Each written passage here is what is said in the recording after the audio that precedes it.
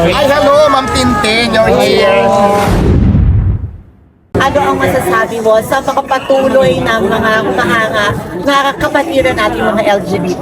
Ayan, tulad ng sinasabi ko, laban lang tayo guys, kahit ano pa yan, basta may mga pangarap tayo, kaya natin gawin, umpisa na natin. So tuloy lang ang laban, kahit ano pa yan, kung yun ang gusto natin gawin sa buhay natin, go na. Basta alam natin wala tayong inapakan na tao at wala tayong inagarbyado. Di ba? Lumalaban tayo ng patas sa pamaraan. So yun lang, Ma'am Tintin. Ang isa pa nating kapatid niya na si Hiwaga ay nagkita na kayo sa wakas. Tingnan na kayo nagtatagpo ng Hiwaga. Kagabi lang. Kagabi, oo. Ano ang masasabi mo sa pag-inyong pagtatagpo ng Hiwaga? Well, wala naman ako sama ng loob kay Hiwaga kasi unang-una, hindi talaga kami personally na magkakilala, di ba?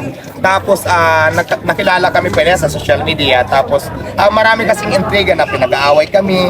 Tapos kung ano naman sa social media. So, yung relasyon kasi namin ni Hiwaga, parang nakikita lang namin yung sarili namin sa mga social media. Hindi talaga kami magka-close. So wala namang problema doon. Kaya nagkita kami kagabi, so okay lang. Nag-usap kami, nag-hug. So, kasi sa isang event, doon siya ship family namin. So paras kami invited. So nagkita kami doon. So normal naman, wala namang problema doon.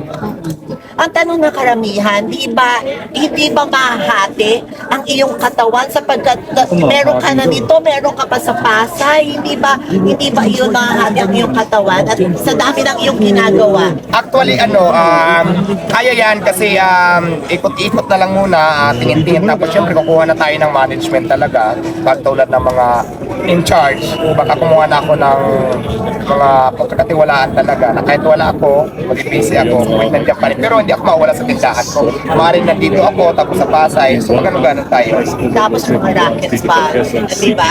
Ay, yes, ako naman talaga, mas priority yung business. Pero kung kaya naman pagsabayan sa racket sa business, kaya ng oras ko, bakit hindi di ba kung saan tayo uunlad, anong mas maganda, di ba? Para sa ikabubuti ko, why not? Ano ang pinagkaiba o anong bago sa bagong Diwata's Paris Overload? Ayan. Dito sa may Quezon City. Ayan yung QC brands natin. Tulad yan ang sinasabi ko, mas in-improve ko, mas pinalinis, mas pinasarap, pinaganda yung pwesto, tapos mas systematic, tapos lahat po ng mga gamit ay mga high-tech. Quality. So, mga quality lahat. So, pag nag-order ka diba sa Pasay, mano-mano tayo dito, naka-systematic na POS na po yung gamit natin. Tapos kung makikita mo yung picture natin, lahat po naka-automatic na din, ano bang tawag doon? Yung mga high-tech na yung mga gamit natin. So, in-improve talaga, mas pinalinis, mas pinasarap. Tapos, nagdagdag tayo ng mas maraming menu. Tulad na nabigay na natin sa likod, meron na tayong diwata. Ayan po. Diwata, family chicken. Overload, diwata, sukulit. Tapos meron pa kaming diwata, Paris Overload, pinamatisa na makikita ko doon sa may harapan ng counter. So, ipapakita ko sa iyo mamaya, Ma'am Tintin. So, marami pong bago. Tapos kung makikita nyo naman yung pisto ko sa Pasay at pisto ko dito ngayon, na ang laki po ng pinagkaiba. Mas in-improve po talaga namin.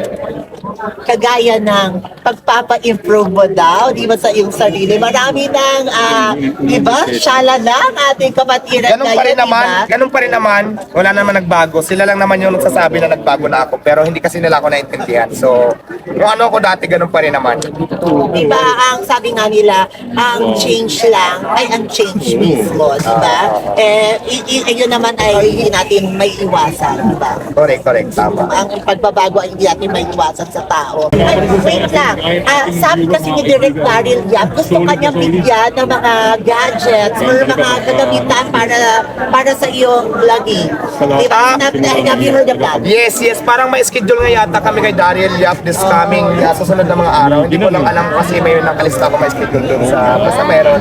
So parang kasama siya doon. So hopefully makita kami. Pero sabi ni Direk Daryl Yap, ang gusto niya daw gumanap sa iyong pelikula ay si Juliana Pariscova. How was that? Okay lang kahit sino may gusto.